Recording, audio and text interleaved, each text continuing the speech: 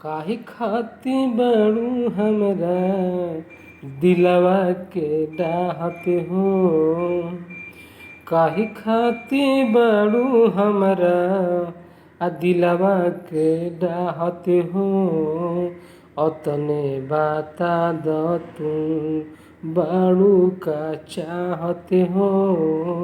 अतने बता द तू बड़ू का चाहत हो। काहे खातिर बड़ू हमरा, काहे खातिर बड़ू हमरा दिलवा के डाहत हो।